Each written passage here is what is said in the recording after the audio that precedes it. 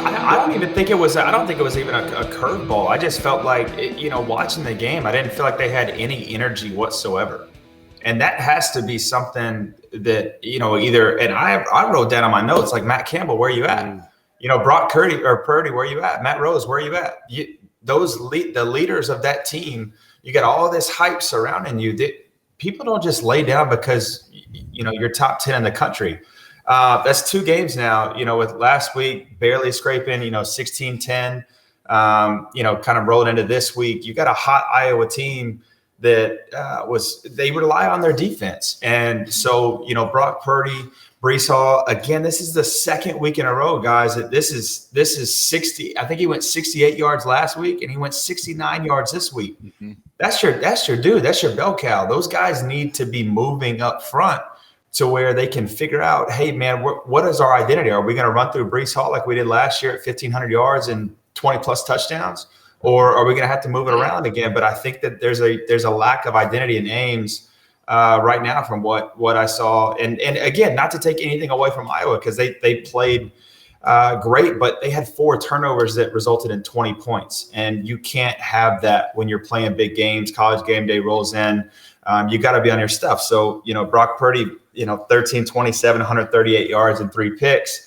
Did he get benched? Did he not? Was that kind of mop up stuff? He's your guy. That dude walks into Pizza Hut in Ames. Everybody knows who that is. That dude's getting free pizza, free Coke, and everything else. So, we got to kind of figure out what's rolling on in the backfield for them. Yeah, I'll piggyback off that, Bryce. It is college game day. You're Iowa State. It's an in-state rival game. Yeah. And college game day is in town. I know you guys have played in this position. I got to play in several college game day games. I know you guys did as well. You are licking your chops. I'm laying in bed at night, sitting there thinking, man, I dreamed of this moment. Did I go out and play my best in every one of those games? No, I didn't. But I definitely had a chip on my shoulder that day. And Bryce, to your point, they looked just off. They did not come out with that energy. Brock Purdy, if you would have told me through the first 2 games with all the hype that they've had through the offseason that he was going to have 0 touchdown passes and 3 picks, I would have put every bit of money that I have in Bet Rivers on that because I said, no way. I mean, these guys were supposed to come out, and maybe we've been looking at this all offseason, and we've given them too much credit. Maybe it's still just little old Iowa State. They're a basketball school, and we got to temper it down because that's. Can you put up the stats again, Dagan? Oh, no.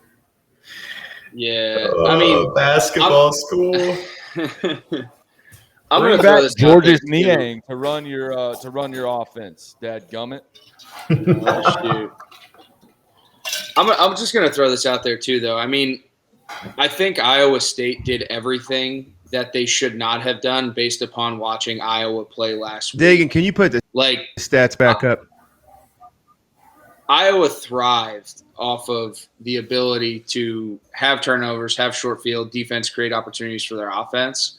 And when you're coming in as Iowa State watching that tape, that should have been your main focus. I think the game plan was a little bit backwards, and it's not to discredit Iowa in terms of how they came in there, and their defense stepped up, played well. I think the one thing that you guys kept saying is Iowa State didn't show up and do their job. So, I just think there's going to be a lot of looking in the mirror. You played in the Big Ten. Bryce and I obviously played in the Big 12. I played a little bit in the SEC. What's the mindset of Iowa, right? I mean, where do they stand year in and year out?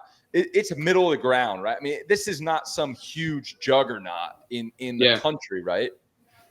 Yeah, I mean, I think Iowa's cyclical, and I think that's when we talked about even Harbaugh up at Michigan and their role and their thought process in terms of what's their definition of success. You see a guy like Kirk Ferentz down there who, coach, cheers, who has just consistently done a great job of figuring out how to bring the type of kids that he wants in there, understand that they may take their lumps for 2 or 3 years, but if one thing's for certain, they're going to play hard, they're going to be prepared, they're going to be smart, they're going to be able to execute a game plan, and they're never going to really beat themselves. And I think you have a few teams in the Big Ten like that. You have Iowa, you have Northwestern. I think Pat Fitzgerald has done a great job of kind of adopting that same type of game plan. So for Iowa, you just know that when you have a game like this, and you guys were talking about it's game day, there's all this stuff going into it, media pressure, hype, expectations.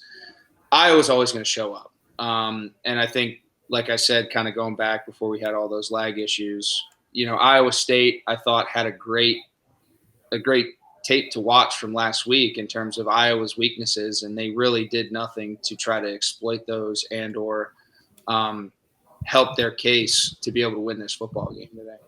Yeah. Did you guys with Billy O, did you guys try to spread out teams that had that stacked, box, and that's where they like to play? I mean, would that have been the game plan they should have done? Even though I know Iowa State has two great tight ends, that they like to kind of run through, but is that something that you guys try to exploit when you see that? Yeah, I mean, I think really, like, when you look at it, one thing that I brought up is Bill was a big proponent of numbers, leverage, and matchups, right? And when you have all of those expectations, and obviously I'm talking on 1 year with Bill, unfortunately for me, but the one thing that you could do is, maybe I have a tight end that's a huge mismatch problem, and they are condensing the box. You could spread it out, put those guys outside. It's going to be a matchup issue. Someone's going to create a matchup issue, and if not, they're going to give you a favorable box to run the football. You can only do so much defensively. And then offensively, you just have to be able to kind of adapt and react and make those adjustments. And I just don't know if it was in Iowa State's DNA or if it's just one of those things that kind of went over the offensive staff's head, halftime adjustments and things of that nature. But I think the real big thing was that Iowa thrived last week of being able to create turnovers defensively and get short fields and create scoring opportunities off the turnovers, because offensively Iowa was still struggling. I mean, you looked at Petrus's numbers. He was 11 for 21 with a touchdown, like $118. It's pretty Samaritan, and they haven't showed any explosiveness on that side of the ball. So for Iowa State to give them the football 4 times and create opportunities for them offensively, I just think it was a failure in terms of a game plan standpoint. I agree. The only thing that I did like from that post-game press conference, Matt Campbell, I like the guy a lot. He took full credit. He said, I didn't have my guys ready to play, which he didn't. Whether he did or not from a coaching staff standpoint, they didn't show up to play. But I appreciate him taking the credit for that.